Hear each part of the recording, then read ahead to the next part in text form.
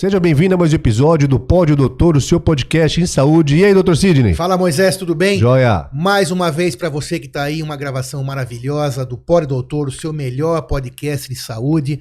Você sabe que o nosso maior propósito é trazer para você informação de qualidade, informação checada. Afinal, a internet é recheada de fake news, de informações nem sempre verdadeiras. E nosso propósito é justamente o contrário. E como que a gente faz isso?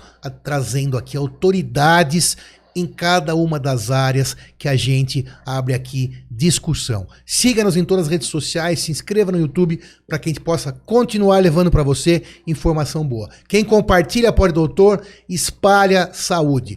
Hoje a gente tem a honra de receber aqui Dr. Leonardo Balsalobre, otorrinolaringologista, formado pela Escola Paulista de Medicina, hoje professor adjunto dessa mesma escola, vai nos dividir aqui conhecimento. Muito obrigado por aceitar o nosso convite, Leonardo, é uma honra tê-lo aqui. Eu que agradeço, é um prazer estar com vocês aqui, já acompanho, já assisti vários, tem inclusive colegas que participaram e me interessaram. Obrigado pelo convite, porque a gente sempre bate papo e aprende junto. É um prazer, Sidney, Moisés, estar aqui com vocês. Legal, vamos lá. Prazer todo nosso, doutor Leonardo. Seja bem-vindo novamente. Muito obrigado. Nós falaremos hoje com o doutor Leonardo sobre rinite, rinite, desvio de septo e a poluição do ar. Desvio de septo, rinite, o que tudo isso aí o senhor tem para falar pra gente? Eu acho que esse é um tema muito atual hoje, né? Que muitos acabam... Atual e comum. E extremamente comum. Eu, principalmente quem está aqui em São Portanto, Paulo, não saia daí. Fica aí até o final para você entender. Outra coisa que eu esqueci de falar, aqui embaixo, como encontrar Dr. Leonardo nos seus consultórios, nos melhores hospitais de São Paulo. Obrigado. Não, na verdade é isso, eu acho que é um tema super atual. Nós estamos falando das doenças dessa era moderna, né? A gente com a evolução acaba ganhando problemas também. Claro que a gente sempre quer nos livrar deles, mas especialmente nós que vivemos em grandes centros. É o ar-condicionado, é a poluição, é a mudança climática, viver em ambientes fechados com muitas pessoas, isso leva a problemas respiratórios que impactam, obviamente, na qualidade de vida. E afinal de contas, nós estamos aqui para isso, para falar de qualidade de vida, como cuidar, como pensar em melhorar toda essa questão. E quando vocês perguntaram o que nós vamos discutir, né? Eu, como otorrino e especialista em rinologia, obviamente, dentro das grandes especialidades, existem as subespecialidades. Na otorrino, a otologia, rinologia, né? A laringologia, o Ronaldo veio aqui e falou disso.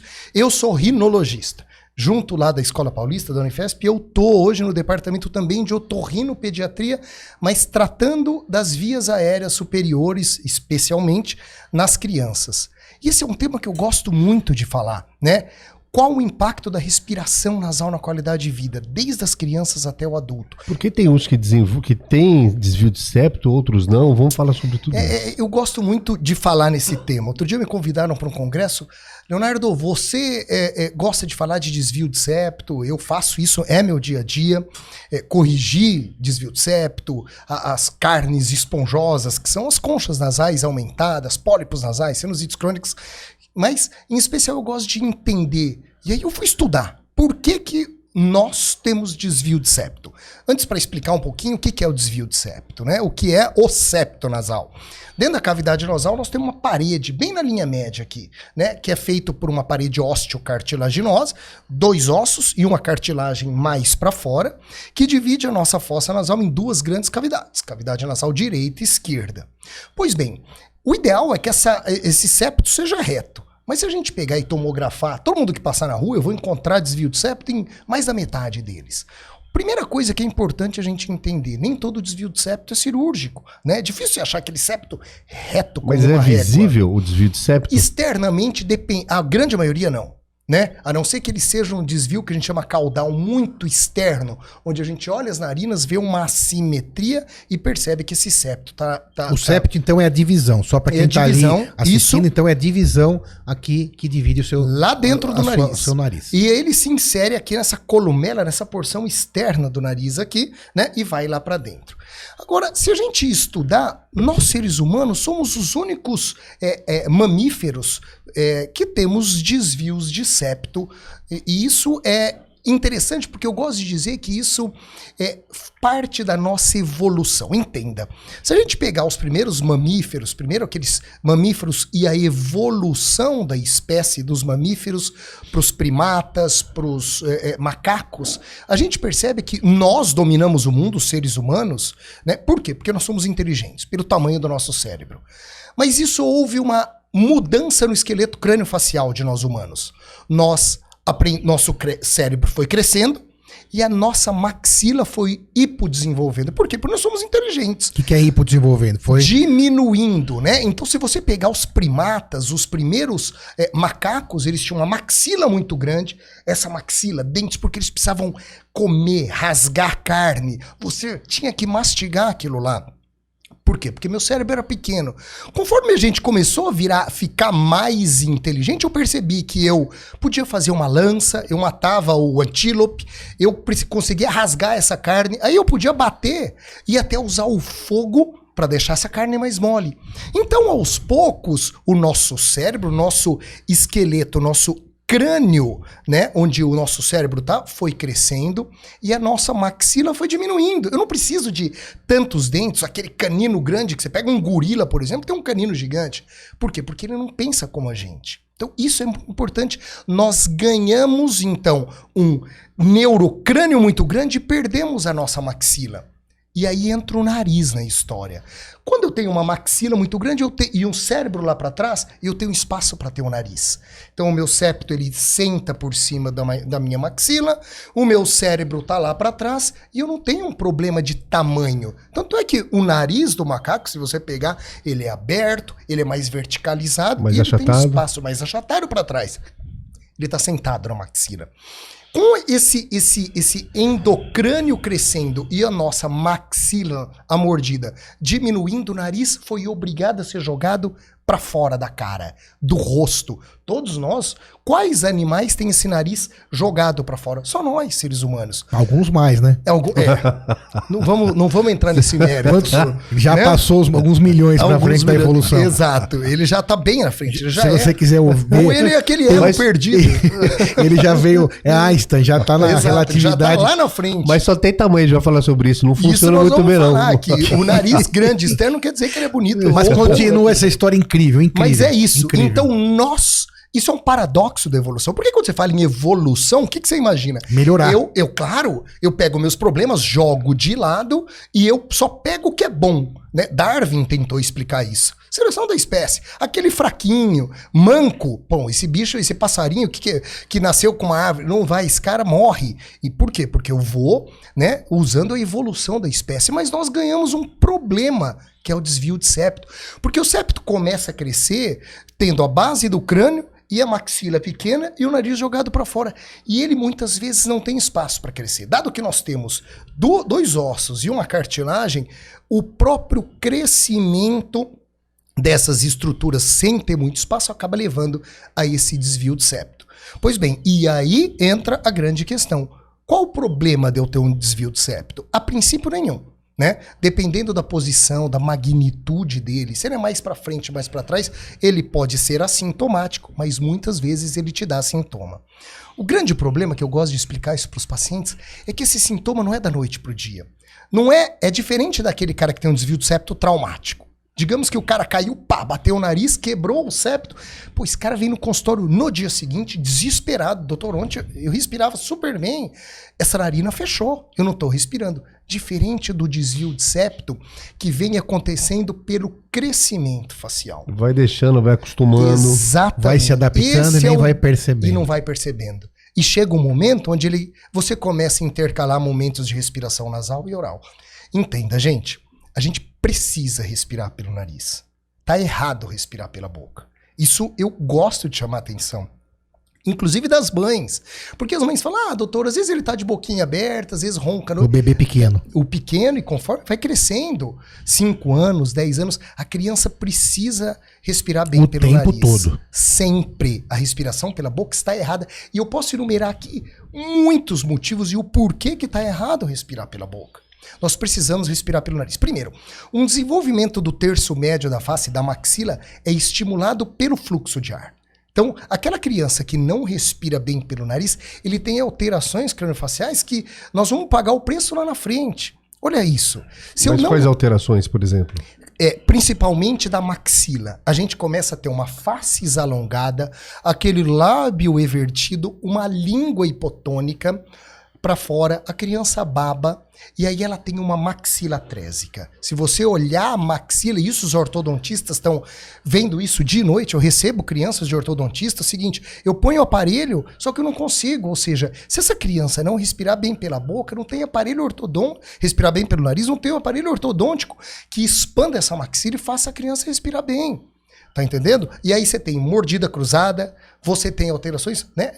Essa face alongada que a gente acaba do respirador oral. Então tudo isso acaba acarretando para o futuro. Se a gente estudar também todos os animais, e aí eu volto a dizer sobre evolução, poucos têm problemas ortodônticos que nós temos. Eles têm dentes alinhados, são dentes extremamente alinhados. E nós estamos ganhando um problema com isso. Hoje a gente pega, quantos adultos vocês conhecem estão usando esses alinhadores? Muitos. Todo mundo está usando, porque nós tivemos problemas, quase todos. Ué, será que... Quem não quer usar. Quer usar, tá porque todo mundo tem problema de oclusão, porque não respira bem pelo nariz. Além disso, a gente tem uma série de questões, não só desenvolvimento craniofacial, que vem pela respiradora oral. Um problema muito sério, ronco, apneia. A apneia é uma doença crônica que afeta a humanidade, né? Quantos você pega hoje de pessoas que respiram mal? Eu nunca vi tanta gente hoje tomando remédio para dormir, tomando remédio para acordar. Se você pergunta se você dorme bem, eu pego isso muito. Não, doutor, eu não durmo bem. Eu tenho problema pegar no sono, eu tenho problema para acordar. Eu estou extremamente cansado, porque a gente tem problemas respiratórios que impactam no sono. Isso a gente precisa cuidar. Então, eu gosto de dizer isso. Procure. Nós somos hoje da Academia Brasileira de Rinologia, eu estou no board, no grupo que a gente faz as campanhas. E eu campanho o tempo todo tentando conscientizar a população de quanto é necessário respirar bem pelo nariz. E isso vale de uma avaliação e respirar. O nariz não está à toa, não está no meio no meio da face da gente. Doutor Leonardo, exatamente essa sua fala é o principal motivo da existência do Pod Doutor. Levar informação e espalhar conteúdo. A gente está falando de desvio de septo, mas todo desvio de septo vem acompanhado da carne esponjosa? Isso é uma pergunta importante, claro. Porque, eventualmente, eu pego pacientes que têm desvios de septo, que eu examino, ele vem com uma dor de ouvido no consultório. Claro que o otorrino examina boca, garganta, palpa, pescoço, não vou ver só o ouvido dele. Eu examino, vejo um desvio de septo. E eu pergunto, você respira bem? Doutor, eu respiro super bem, não tenho problema. E aí você precisa, claro, que compreender como ele respira, como que é essa avaliação. Alguns você realmente, olha, um desvio mais alto, ele é grande, mas não dá sintoma. Agora, outra estrutura que nós temos na parede lateral do nariz, então o septo fica na linha média, na parede lateral nós temos o quê? Abas. Abas, como conchas, que são chamadas de conchas inferiores, médias, superiores. Em geral, as conchas inferiores, eu gosto de falar isso muito até para os residentes. Nós temos dentro da cavidade nasal uma estrutura que é extremamente dinâmica, que são as conchas nasais ou, vulgarmente, carne esponjosa. Claro que alguns chamam também adenoide, que é um tecido linfóide com uma amígdala que fica no fundo do nariz, em crianças, também de carne esponjosa. Mas eu quero me ater a essa estrutura da parede lateral, que são as conchas. Ela sofre muito, sofre com poluição, umidade do ar, temperatura do ar, posição que você tá, se você tá deitado, ela incha um pouco. Tem muito indivíduo que fala, respiro bem de pé. Hora que eu deito, doutor, meu nariz tapa na hora. Ou deita de um lado com a cabeça. Exatamente. Então, isso é muito comum. Deito de um lado, aí topa esse lado, dentro do outro. Porque as conchas nasais, elas têm um tecido erétil lá dentro. Quando a gente fala em respirar direito pelo nariz, é 100% pelo nariz? E sempre pelas duas narinas? Ou pode ter um revezamento? Antes da gente avançar nessa, acho que eu fiquei pensando isso, para explicar para o nosso ouvinte. Isso é muito bom. Nós precisamos respirar 100% do tempo pelo nariz. Agora, inspirar e expirar pelo nariz. Existem técnicas de respiração, a yoga traz isso, até respiração eles estudam, e aí engraçado que há muitos anos atrás, mais de 50, 100 anos atrás, existia técnica de respiração. Mais de 1.500 anos atrás, até antes de Cristo, os indianos da yoga gostavam de falar sobre respiração. Isso sempre se falou. Respire por uma narina. Existem trabalhos mostrando que o parasimpático é da narina direita, o simpático é da narina esquerda. Então eles falam, se você quiser se acalmar, tampe o seu nariz, respire pelo lado direito, acalma. Alguns metodologias, não é a minha área sobre essas técnicas de respiração, mas te falam, inspire pelo nariz, solte pela boca. O mais importante é a inspiração. Por quê? Porque o nariz, durante a inspiração, ele aquece, ele filtra e ele umidifica o ar. Coisa que a boca não faz com a gente, né? Quando você faz isso, você tem um fluxo, um tecido, e aí entra a concha nasal, nesse sentido, eu já vou responder tua pergunta sobre isso, mas para chegar lá, ele aquece, umidifica e filtra, para que e a resistência nasal é muito importante. Quando eu opero pacientes, inclusive eles falam, doutor, eu ainda tenho uma certa resistência. Eu falei, é para isso que existe o teu nariz, porque quando eu faço uma respiração longa e constante, a própria resistência do nariz faz com que eu consiga ventilar todos os meus alvéolos. Olha isso. Acabou. Eu não aqueci, eu não filtrei, eu não tive resistência. Eu joguei o ar frio, sujo, seco, direto lá, sem resistência. Eu só ventilei os meus alvéolos mais superiores. Isso depois de um tempo pode dar alguma doença pulmonar. E aí a gente começa tendo doenças pulmonares, respiração muito ruim. Mas a concha, como você estava dizendo, Sidney, ela tem um ciclo nasal. A cada 4 ou 6 horas, uma fica mais inchado de um lado e a outra mais inchado do outro. Então você sempre vai perceber, por exemplo, a minha esquerda agora está um pouquinho mais desobstruída do que a direita, mas tem que passar pelos dois. Quando o ciclo nasal começa a atrapalhar muito, então o paciente fala, doutor, eu nunca consigo passar pelos meus 2 lados do nariz. A gente precisa investigar. Provável que ele tenha alguma rinopatia crônica, seja imunoalérgica, uma sinusite crônica, um desvio de septo está comprometendo aquilo lá. Isso não é normal. O problema é que a gente acostuma com isso. Como eu falei para vocês, é diferente. E outra, nós não temos um nariz... deixa eu testar isso. Sabe quando você vai no oftalmologista, ele fala, tenta essa lente. Nossa, facilitaria muito. Eu queria ter vários narizes e falar, tenta esse, troco, tenta esse. Mas a gente não consegue. Por isso que a gente tem que conscientizar as pessoas para começarem a observar como é que esse teu nariz está funcionando, né? Para observar, porque muitos falam, nossa, eu nunca parei para pensar. Exercício físico. Tem uma série de hoje... Eu quando eu faço exercício, libera as minhas 2 narinas. Então, porque você libera o simpático, né? O sistema nervoso simpático é aquele que te deixa alerta, né? A pupila dilata, você libera adrenalina, e como essas conchas nasais, e aí eu vou responder uma coisa que eu vi você fazendo ali, né? Que esses lagos venosos, quando você pinga descongestionantes, que é o maior trauma da vida do otorrino, são aqueles que usam oximetazolina, vou falar o nome, Afrin, Sorine, Aturgil, todos esses descongestionantes, pinga é uma maravilha na hora. Só que o problema é que aquilo causa um efeito rebote, né? Então no começo ele dura 12 horas, depois 8, e depois aquele cara não consegue mais viver sem.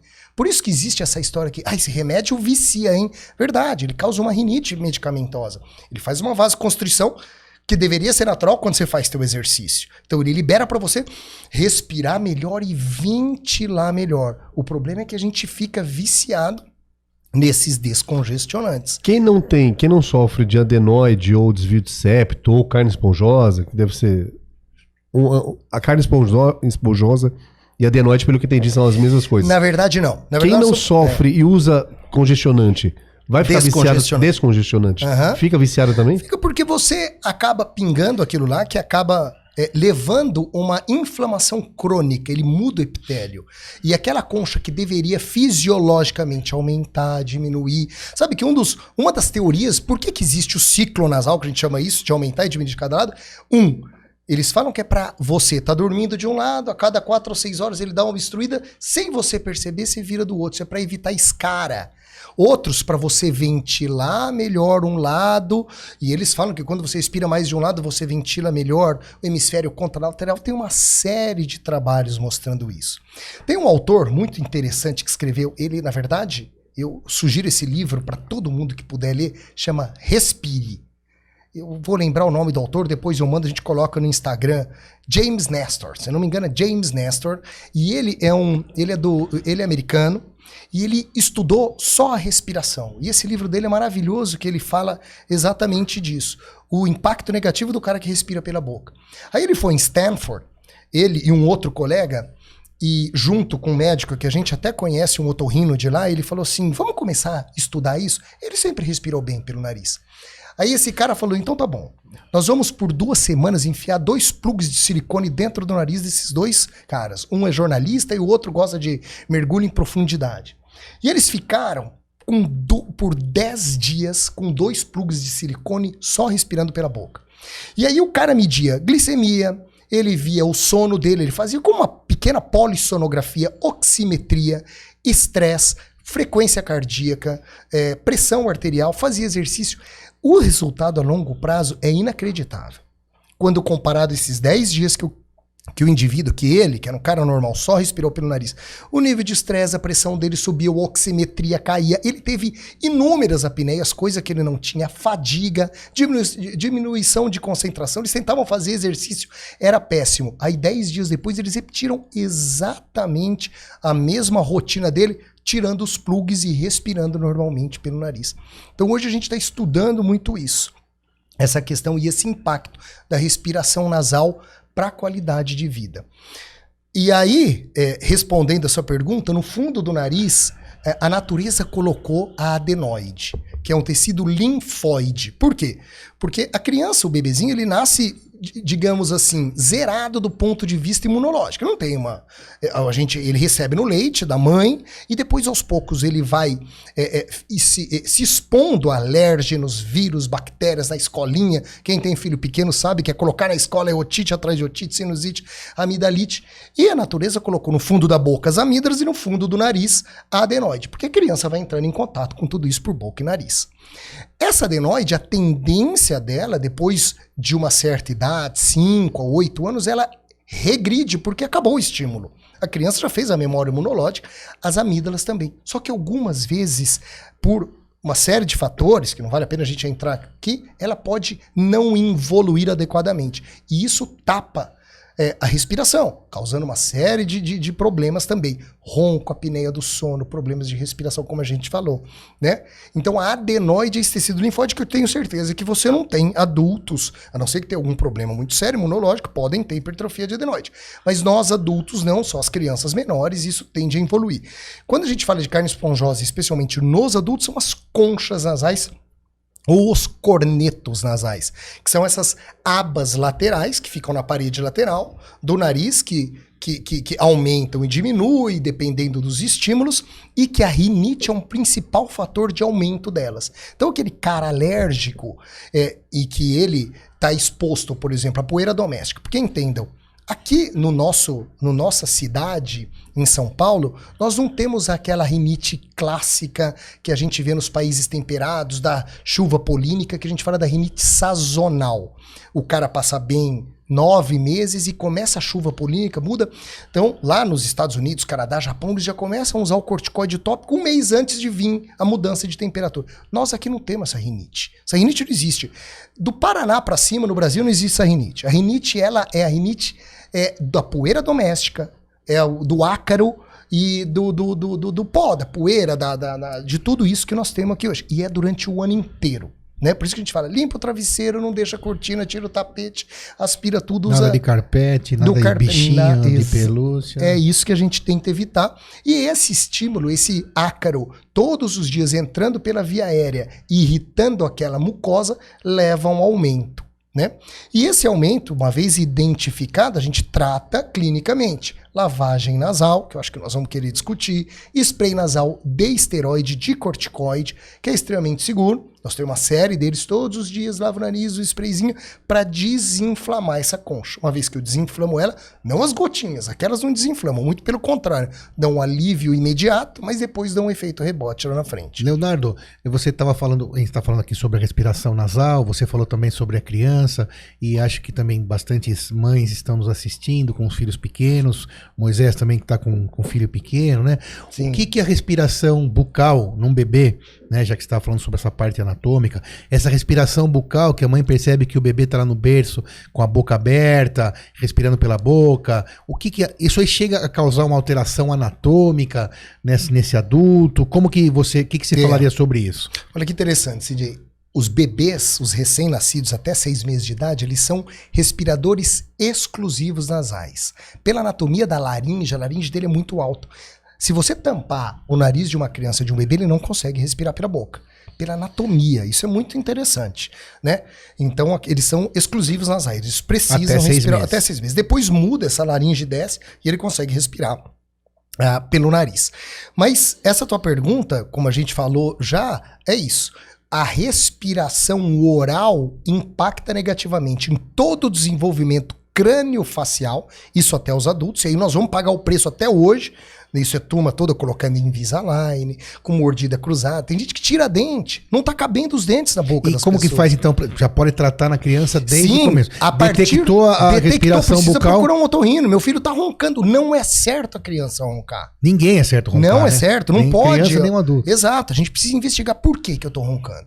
Claro, e a principal causa da criança roncar à noite, ou aquela criança que você tá quietinha, tá pintando, tá desenhando, tá de boquinha aberta, tá errado, essa criança tem que estar de boca fechada.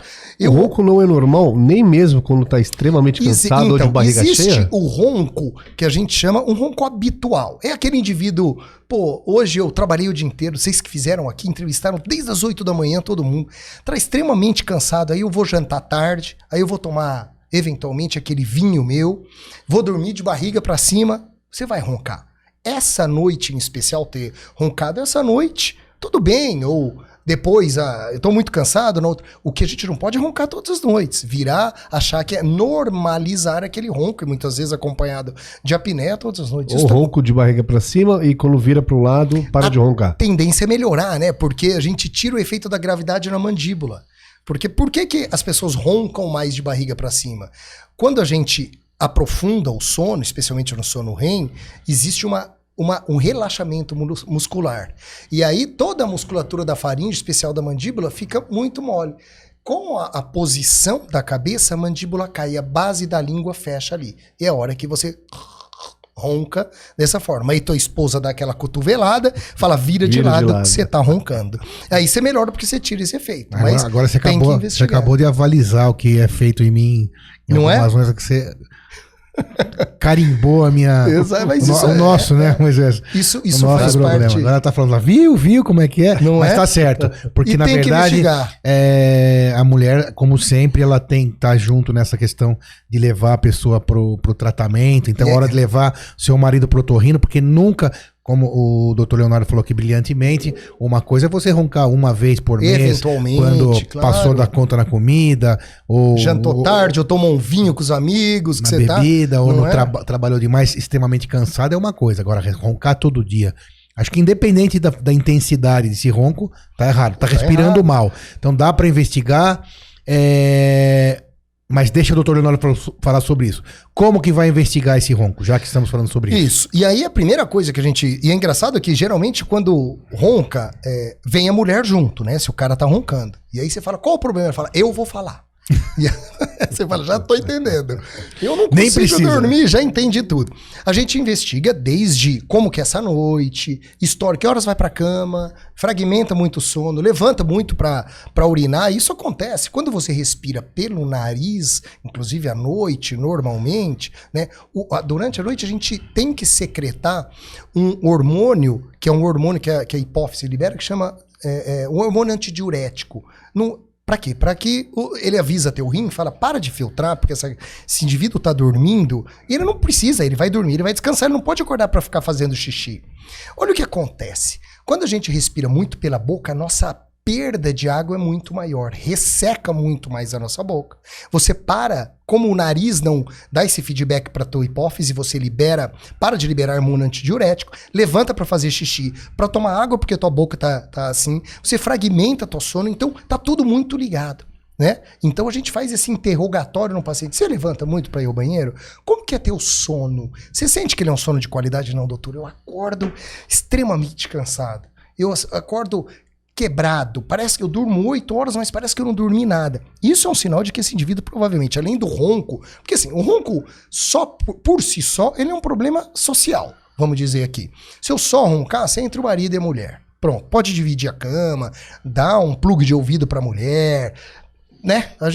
Mas o problema é quando ele vem associado, desculpa, Moisés, Não, que é isso? com apneia. Aí a gente tem que investigar. Pergunta pra ele faz pausa respiratória? Pô, doutor, é o tempo todo.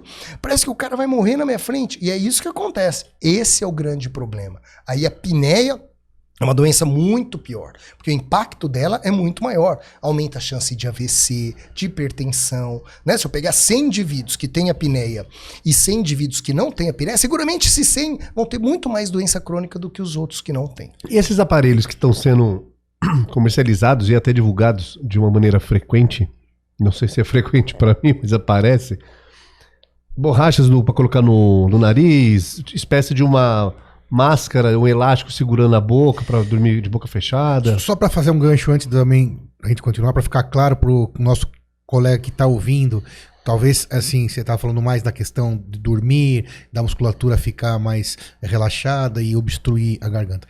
Nesse caso, então, qual que é a relação, só para fechar essa linha de raciocínio, do nariz com o ronco? Isso, e aí sim... Pra ficar bem claro. E aí, dado que você tem um diagnóstico... Não ronca. É isso. Não necessariamente isso. O nariz tem um impacto importante, mas não é só ele, né? Então, assim, a primeira coisa, por isso que a gente avalia nesse indivíduo que tá roncando, que tem apneia? Via aérea, primeira coisa. Como que é? Você respira bem? Não, meu nariz tapa na noite. Opa, a gente achou o primeiro fator. 2, como que é a orofaringe? Pô, ele tem amígdalas grandes, gigantes que fecham ali atrás. Isso é mais comum em criança, mas em adulto pode ter. Opa, já tem um fator número 2. Tá acima do peso, mulher pós-menopausa, né? Muda muito essa questão, acaba roncando mais. Então eu falo, olha, a pós-menopausa tem isso. Então a gente tem uma série de fatores, mas a gente não pode esquecer da via aérea. É muito importante. Por quê? Mesmo que eu precise fazer um tratamento, aí eu vou responder a pergunta dele. Vamos lá. Por exemplo, CPAP, que é o padrão ouro. Digamos que nós temos uma apneia moderada, grave, a polissonografia consegue te falar quantos eventos respiratórios você tem e a gente dá o diagnóstico. Pois bem, eu indiquei o CPAP. O que é o CPAP? Em última análise, é um aparelho de pressão positiva que te joga uma pressão positiva no nariz através de um cano, uma traqueia, faz um coxinho de ar e não deixa ela colabar a via aérea, na faringe, fazendo a apneia. Eu não consigo adaptar um CPAP se esse cara não respirar bem pelo nariz. Né? Ele tem que ter um nariz bom, uma orofaringe para passar o ar. Ou mesmo um aparelho intraoral, que hoje é muito legal. Que é um aparelhinho que o dentista confecciona, uma plaquinha em cima e embaixo, que avança a mandíbula, né? Jogando e evitando justamente isso. E você dorme de barriga para cima, para o lado. Por quê? Porque o aparelho joga a tua mandíbula. Mas para ronco primário, a apneia é leve. Então, a gente tem que dar o diagnóstico, avaliar esse cara como um todo. Olha, não adianta eu operar teu nariz, tirar tua amígdala se você não perder peso. O cara tá com 120 quilos também. Não dá para fazer também milagre. Então, a gente tem que estudar o cara como um todo, né? Todos os fatores de risco relacionados àquela apneia. Mas, claro, a via aérea tem que ser avaliada nesses pacientes, né? Respira bem, orofaringe, nariz e tudo mais. Isso acaba entrando na avaliação do paciente também. Já que você falou, então, sobre peso, por exemplo, né, Leonardo? Existe uma relação que aí você tá pegando lá essas patologias, então deve ser uma parte do seu dia a dia. Alguma relação também da noite mal dormida, do sono ruim com peso? Na sua prática? Olha que interessante, muito. Antes a gente falava assim para os pacientes, pô, você tá acima do peso, cara, você tem que perder 20 quilos, senão você não vai emagrecer, se você não perder 20 quilos, você não vai sarar da tua apneia do teu ronco. E a gente mandava o cara embora pro endócrino e, ó, volta só quando você perder peso. E aí começaram a perceber, vários estudos, inclusive de uns colegas lá da Escola Paulista, que muitos dos hormônios que dão saciedade para o indivíduo são liberados durante uma noite de qualidade. Leptina, grelina. Então aquele cara que dorme mal e que tem apneia, ele tem muito mais fome durante o dia. Ou seja, ele tem muito mais dificuldade para perder peso. Então hoje eu falo, eu vou tratar a tua apneia para você perder peso. Porque se eu não tratar a tua apneia, você não perde peso. Então, às vezes a gente começa, por exemplo, com CPAP, esse cara para de ter apneia, dorme melhor, come melhor, faz mais exercício, claro, porque ele tá mais disposto, e aí ele perde peso. E muitas vezes a gente consegue tirar o CPAP desse cara.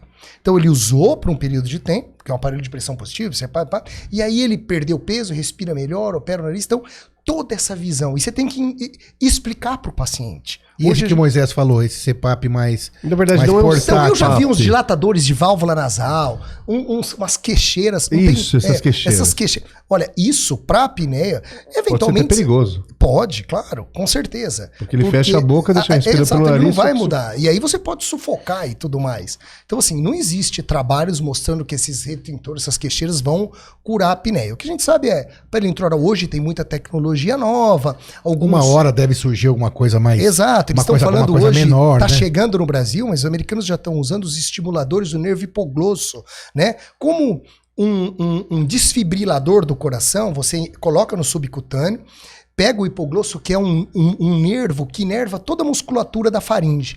Então, conforme ele sente que teu tórax inspirou durante a noite, e ele deflagra estimulando o nervo. O nervo faz a musculatura da faringe fazer o quê? Armar, contrair. Ela abre a faringe e o indivíduo inspira.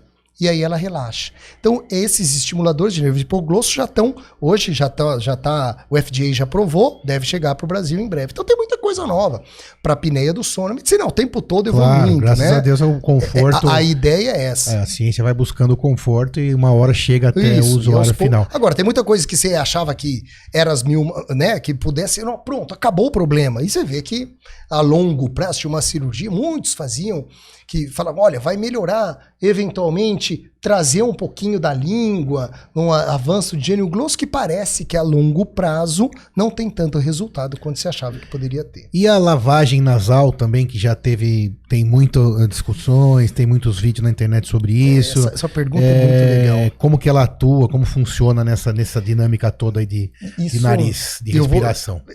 Pergunta fantástica. Eu acho que hoje a gente tá no Instagram, quem tem filho segue isso aí, é o tempo todo joga a garrafinha, entra para um lado, sai para o outro. E se parece que a mãe que não lava o nariz da criança com aquele volume todo, tá errado. Né? Eu falo isso para as mães. Bom, vamos lá. O que eu acho?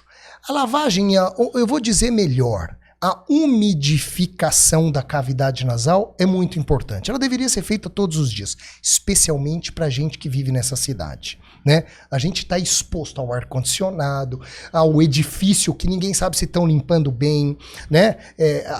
Lugares fechados, tudo que a gente falou, tudo. Escritório. Isso irrita a mucosa nasal. Então, jogar soro fisiológico dentro do nariz para hidratar aquela mucosa, aquilo estimula o batimento ciliar. Isso é muito importante. Deixa eu fazer um parênteses sobre batimento mucociliar. Todo esse tapete que recobre a cavidade nasal, ele tem cílios, né? Imagina um campo de trigo no vento. Quando bate o vento, ele faz todos a mesma... Nós temos milhares e milhares de cílios dentro da cavidade nasal. E ativamente, todas aquelas sujeiras, poluição, vírus, bactérias que caem dentro, que grudam nessa mucosa, mais um motivo da gente respirar bem pelo nariz, ele é pego por essa mucosa, né? Na mucosa e no muco que a gente produz, e esse batimento ciliar joga para a garganta, a gente deglute, vírus, bactéria, sujeira, cai no suco gástrico, aquilo mata tudo e depois a gente sai no cocô. Pronto. Olha que máquina maravilhosa. Se você respira pela boca, isso não existe. Claro que não. Você vai... Jogou toda essa sujeira para dentro do seu pulmão. Então o nariz filtra de forma muito eficiente, né? A lavagem nasal, essa hidratação estimula esse batimento mucociliar. Você ajuda essa limpeza, evita que aquilo fique parado e caia logo na garganta. O problema é que as pessoas estão querendo que você lave com litros de soro todos os dias. E eu não vejo uma necessidade absoluta desse tipo de lavagem com essas garrafinhas, com a burinho. Entenda, se eu tô com uma criança ou um adulto que está num quadro agudo de uma sinusite, né, cheio de secreção, tem uma rolha de catarro lá dentro. Eu acho que a lavagem com alto volume e baixa pressão é muito útil, porque você precisa mecanicamente tirar toda aquela rolha, aquele monte de catarro que está lá dentro para desobstruir. Pronto. Porque a secreção que fica muito parada na cavidade nasal infecta também. Como se fosse dar uma descarga. Exato. Num vaso. Você limpa aquilo lá. Então essa lavagem com a garrafinha é maravilhosa. Mas eu oriento meus pacientes que assim, lave se você perceber que tem muito secreção parada, no teu filho, inclusive. E com baixa pressão, porque com alta pressão pode machucar o ouvido. Perfeito. Isso, e eu tenho observado isso também. Os pacientes falam, doutor, eu tô lavando, dói demais meu ouvido. Porque você tá usando com muita força. A gente tem que saber a posição de cabeça. Vira a cabeça para baixo, olha pro ralo. intervalo, respira pela boca, devagarzinho você vai apertando. Sentiu dor, para. E às vezes a gente quer poupar os nossos filhos, eu vejo isso e vai tchum, de uma vez, vai com uma super pressão. Fora que a tuba auditiva, que fica lá no fundo, que compensa a pressão da orelhinha, né, do adulto, ou da orelha da criança e do adulto, na criança é uma cavidade muito menorzinha, que cabe poucos ml, e lá a tuba ela é pequenininha e horizontalizada. Então facilita ainda mais esse soro. Então, gente, bom senso em tudo. Tudo que a gente faz tem que ter bom senso. Nem pro nada de lavar o nariz, nem pro exagero de ficar jogando litros e litros de soro de manhã, tarde e noite. Lavagem nasal é muito bom, mas a gente tem que ter bom senso. Tem que saber adequar. Deixa o teu rinossoro, o teu sorinho fisiológico, hidrata. Deixa, acordou de manhã, escovou os dentes, joga um jato longo, dá uma lavadinha. E todas essas lavagens, as utilizações disso apenas com soro, né? Soro, não precisa. Hoje tem muita coisa nova, hipertônico, com mais sal. Com água, não. Água não. Água, por quê? Porque a água, ela irrita muito mais a mucosa nasal. É como se tivesse tomado um caldo numa piscina, né?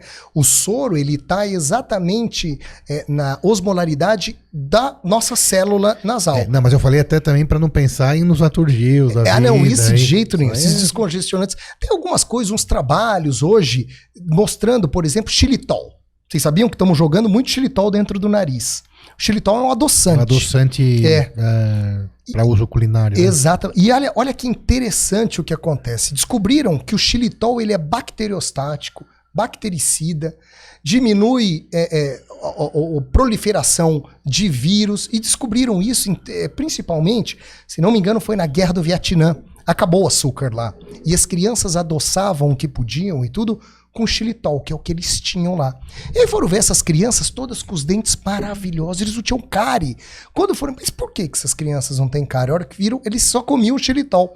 E aí descobriram que o xilitol era um bacteriostático, ele evitava a proliferação de bactérias. Então hoje tenta-se fazer lavagens nasal com xilitol, mas tem que ser uma quantidade muito grande, também tem que estar muito bem indicado, eventualmente para pós-operatório, ou que você acha que tem uma adenoidite crônica. Então, assim, não é para sair deliberadamente lavando o nariz também com isso. Mas tem muita coisa nova hoje para lavagem nasal. Para não errar, gente, lava com soro fisiológico, dá uma mornadinha. Ele muito frio também irrita a mucosa. Morna no micro-ondas, põe no dorso da mão, tá numa temperatura boa, pode lavar.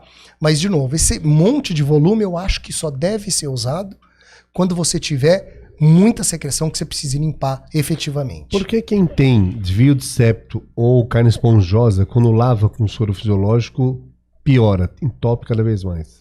Então, isso pode ser, porque você tem uma certa dificuldade, né? A patência nasal é comprometida nisso. Você tem alterações anatômicas que dificultam a passagem do próprio soro. E aí, muitas vezes, você precisa fazer muita pressão. Isso pode irritar a mucosa nasal. Né? Por isso que precisa sempre ter uma boa avaliação. Se eu estou tentando lavar o meu nariz e não estou conseguindo, ter alguma coisa errada, está sempre obstruído, preciso procurar, preciso entender.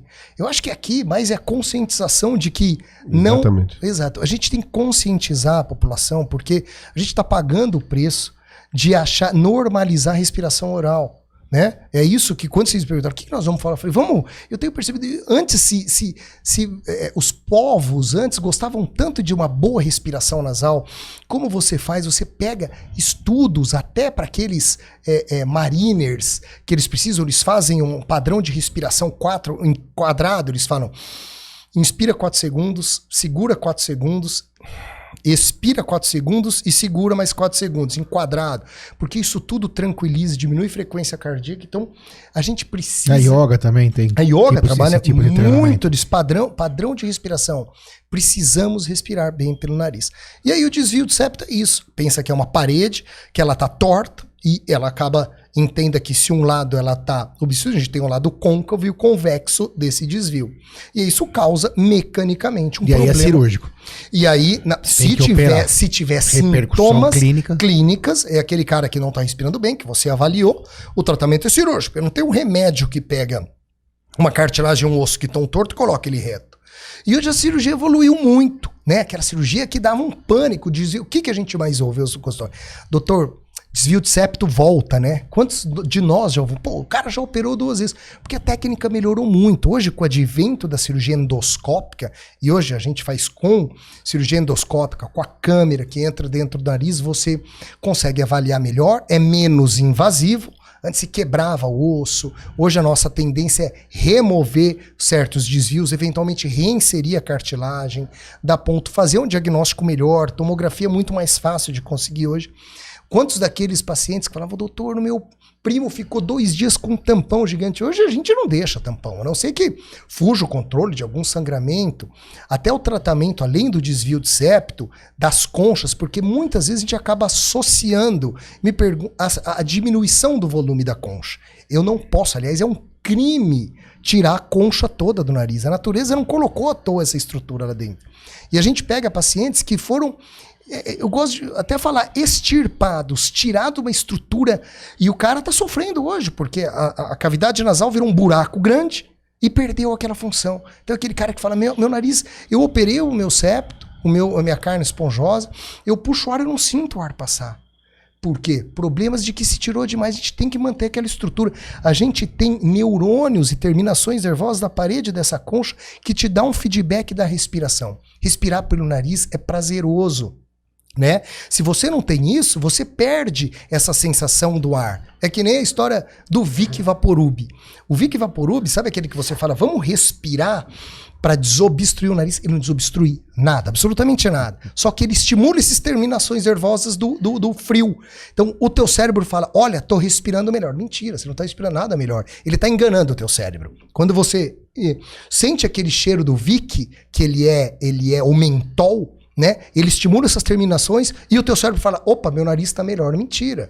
É que quando você respira melhor, inspira esse ar mais frio, entra, fala, opa, melhorou a tua respiração. O Vic está enganando ele. A rinite alérgica tem a ver diretamente com a carne esponjosa, ou não? Na maioria das vezes é isso. A rinite alérgica. Rinite é o quê? Inflamação da mucosa nasal. Né? Pode ser alérgica ou não alérgica. A gente tem rinites não alérgicas. Né? Por exemplo, o ar frio e seco de um ar-condicionado, se você pegar um ar-condicionado, deixar aqui, né, frio e seco, ele vai te causar uma rinite. Porque ele irritou e inflamou a mucosa, ela incha, te aumenta a secreção, mas não é alérgica, você não tem alergia àquilo lá, mas você tem um processo inflamatório. A rinite alérgica é uma das principais causas do aumento das conchas nasais, que a gente está chamando de carne esponjosa. Que foi falar do ácaro, poeira. Ácaro, poeira. Mas também pode ter alergia a alimentos e afetar a rinite alérgica? Boa pergunta também. E essa pergunta não é tão simples de se responder. Vamos lá. Existem algumas vertentes. É muito comum a gente ouvir, olha, parei de tomar leite e acabou minha rinite, né? A gente não conseguiu ainda provar isso. Tem se estudado se a alergia alimentar pode levar a um aumento de secreção. Eu trabalho no consultório, tenho uma imunoalérgica muito legal, inclusive vocês podem chamar ela para vir aqui, que ela é ótima. Trabalha com a gente, Ellen Dantas. Adoro a Ellen, ela é uma querida. Ela vem para cá para falar para vocês, especialista em alergia alimentar também, vai falar, desmistificar um monte de coisa sobre... Ninguém falou sobre alergia. Alergia alimentar. E outra, ela faz das rinites alérgicas, mas tudo quanto é alergia, a corantes, a tudo, a Ellen é joia. E uma das teorias que eles têm, a gente vive discutindo aqui. O cara que tem rinite, uma alergia alimentar, ele pode ter um problema que chama esofagite eosinofílica, uma inflamação crônica, levando a refluxo. O refluxo, as alterações gastroesofágicas, a gente sabe que aí sim irrita toda a via aérea, levando um aumento de catarro, secreção, né? Então, não dá para dizer que diretamente o leite ou alergia alimentar aumenta a rinite, mas provavelmente, indiretamente, por problemas gastrointestinais, ela leva a queixas nasais. O desvio de septo necessariamente, obrigatoriamente é necessário uma cirurgia. Se ele for sintomático do ponto de vista de obstrução, ou eventualmente ele está obstruindo uma via de drenagem, aí sim. Aí você tem que operar. E o caso da rinite? Ou o caso da rinite não, ou da rinite ou da carne esponjosa? Então, se a gente pega um paciente que tem obstrução nasal, doutor, eu não respiro bem pelo nariz, é deitar e eu preciso usar o descongestionante porque eu tô respirando muito mal, eu vou fazer exercício, eu não consigo respirar pelo nariz, tá péssimo. Você vê, pô, ele tem um septo reto, mas é um cara extremamente alérgico, com conchas super aumentadas. O nosso primeiro tratamento é sempre clínico. Como? Lavagem nasal, dar um antialérgico, usar um spray de corticoide, tentar clinicamente controlar essa rinite, eventualmente mandar para alergista, para fazer imunoterapia, que é uma dessensibilização àquele alérgeno, para resolver. Muitos melhoram. Pô, doutor, obrigado pelo tratamento, ótimo, nunca respirei tão bem. Ele usa o spray, controla, lava, eventualmente piora, depois melhora. Ele foi para um hotel, piorou, tá um monte de alérgico. Muito bem.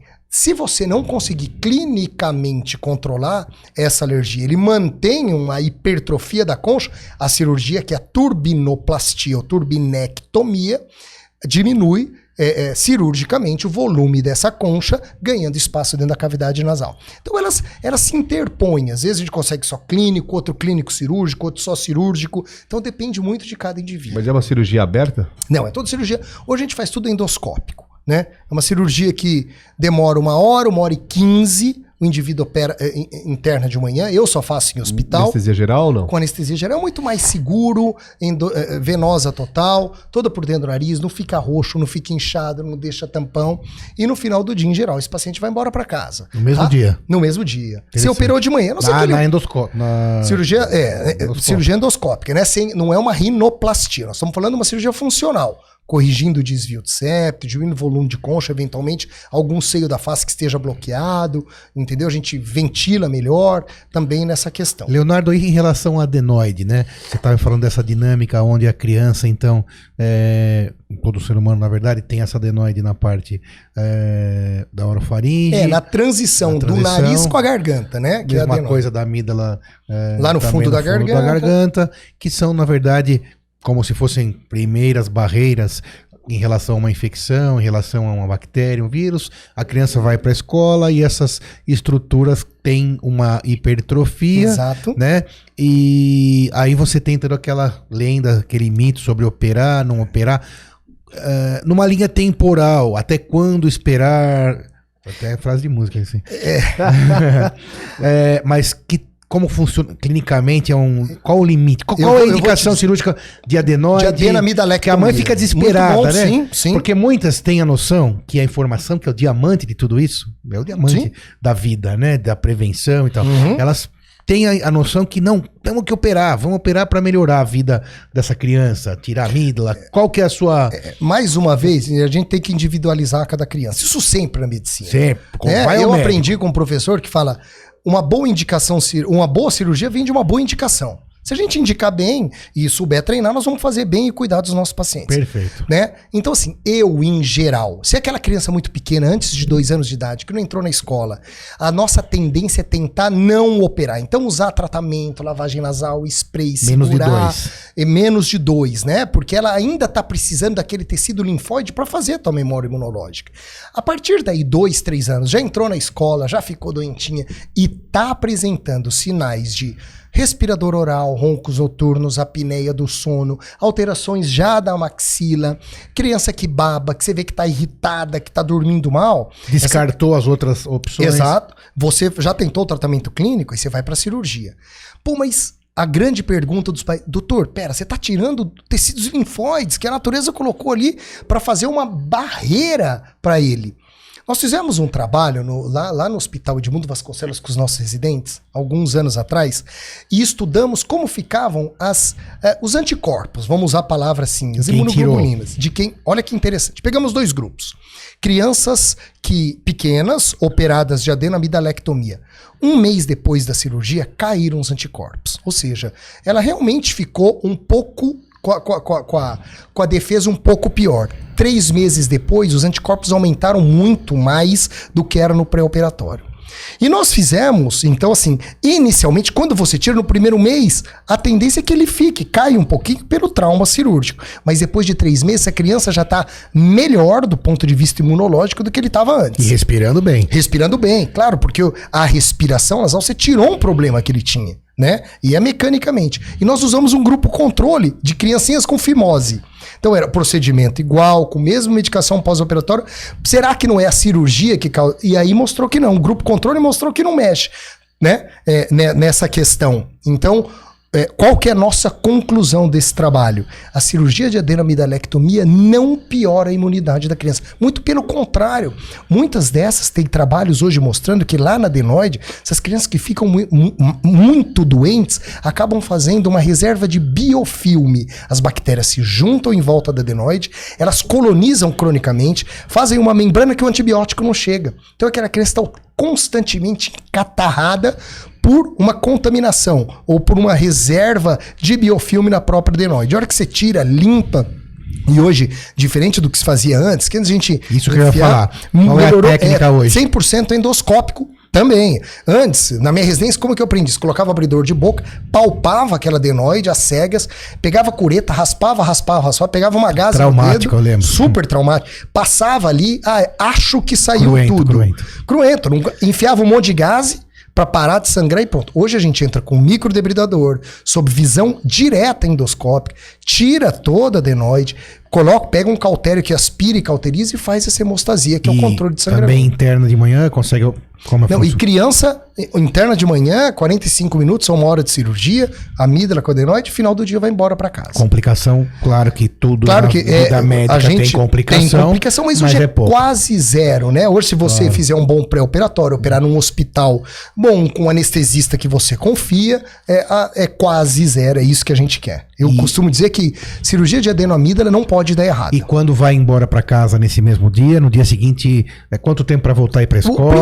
Principalmente se é só adenoide, nem restrição alimentar a gente tem. A amígdala a gente começa a evoluir, né, com uma comida mais pastosa, líquida, fria, sorvete, açaí, gelatina, e depois vai liberando no segundo ou terceiro para quarto dia já um espaguetezinho bem cozidinho com manteiga em temperatura ambiente. Em 1 semana essa criança está absolutamente liberada para a vida normal. Voltar para a escola, natação, não deixa antibiótico, deixa um alívio com Novalgina. Cirurgia de adenoamígdala em criança hoje é uma cirurgia muito tranquila e é transformadora a vida das mães. Então, quer dizer que ser a primeira barreira da imunidade, que tirando a adenoide ou a amígdala vai aumentar, por exemplo, a chance de uma pneumonia, conforme diz o mito, isso é totalmente mito. É muito bom quebrar esse mito. Vamos quebrar. Exatamente. Então, a cirurgia, ela é extremamente, tem um custo-benefício ótimo no paciente. Bom. Óbvio que quando tem que ser bem indicado. Bem indicado, né? Engraçado que era isso, né? Você conhece dos nossos pais, o pai, eu lembro, meu pai contou que o irmão dele foi operar amígdala, o médico falou, já aproveita e tira do irmão também.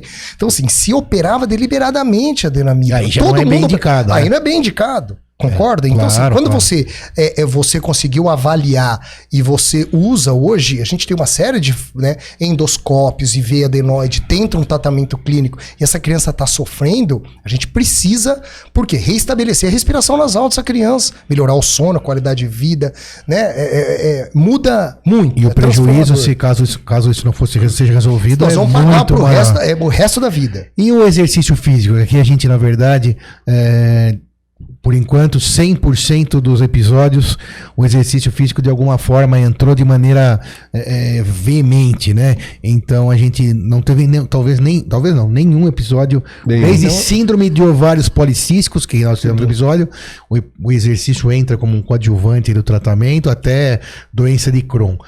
Em relação às obstruções nasais, sim, durante o exercício, acho que fica meio claro que quem faz exercício sabe muito bem, né? Quando você está correndo ou fazendo exercício aeróbico, a sua respiração dá aquela... Tem que melhorar, incrível, né? Mas muitos não melhoram. Tá. E aí o cara respira pela boca. Mas e a longo prazo? O exercício traz algum benefício direto ou só os indiretos de perda de peso, melhora o sono e consequentemente melhora o... Tem alguma coisa direta ligada, você lembra? Eu falar que o cara que faz exercício, provavelmente não, vai melhorar a questão do sono, diminui a apneia do sono, a gente sabe toda essa relação. Mas eu mudo um pouquinho a nossa avaliação. O cara e nós todos precisamos fazer exercício físico, é que nem escovar os dentes, é que nem se alimentar, né? O exercício físico é obrigatório, a gente precisa fazer isso. Para eu poder fazer um exercício físico bom, prazeroso, eu preciso respirar bem pelo nariz, né? Você vê o cara que... E assim, como é que eu faço um exercício? A respiração é um termômetro maravilhoso, né? O exercício físico, claro que tem gente que estuda muito mais, mas o aeróbico, que é o que a gente quer, tem que ser feito pela respiração nasal. Ele é muito mais eficaz, a respiração. Claro que se você pegar aquele cara, o maratonista, no último quilômetro, que ele tem que dar aquele sprint, ali vale tudo, ele pode puxar o ar mas pode perceber que ele vai o tempo todo cadenciando uma boa respiração nasal. Dr. Rocha esteve aqui, quando esteve, disse que um respirador bucal não termina uma maratona. Então é isso. Faz todo sentido. Faz todo sentido. Lembra que ele falou isso? Sim, lembro. Que aí não aquece, não limpa. Não, você chega no final que o cara não consegue mais. Então, respirar bem. Eu operei meu desvio de septo no meio da pandemia, eu tinha um desvio que eu fiquei enrolando, operei, e eu gosto, deu uma corridinha pequena, 5, 6 quilômetros, e eu percebo que isso mudou no padrão que você coloca, respirar, você cria o hábito bom, e eu me reeduquei, né? A gente precisa reeducar depois a respiração com isso. E muda completamente o exercício físico quando você respira muito bem pelo nariz. Doutor Leonardo, não sei se você já chegou a ver, na internet tá rodando alguns vídeos de profissionais, não sei de qual área, colocando uma espécie de balão dentro do nariz e enche o balão. Não, isso eu não vi. Nem eu. Não. Que deep é essa que você tá vendo aí? Mas pra que será? Para tratar, acredito eu, para desvio de septo.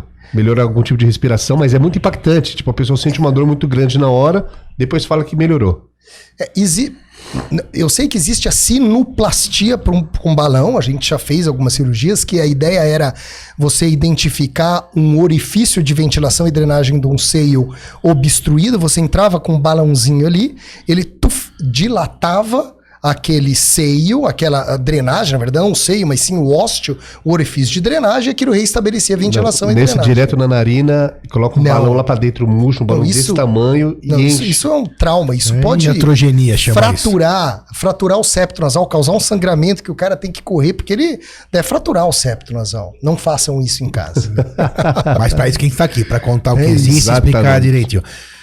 E aí, Moisés? Demais. Aprendeu bastante? Muita coisa. Obrigado, doutor. Pra caramba também hoje. Legal, gente. Espero que você também tenha aprendido. Doutor Leonardo, palavras finais. Obrigado. Que você deixa aí pro nosso ouvinte. O que você fala a respeito aí do futuro aí dessa sua especialidade? O que você deixa de mensagem pra gente? É isso, pessoal. Bom, obrigado pelo convite. A gente agradece muito. Vocês perceberam que eu tenho entusiasmo em falar nisso? Porque a gente estuda bastante. Percebemos disso. E adoramos. Adoro Percebeu, falar. Não? Sim, adoramos, né? Exatamente.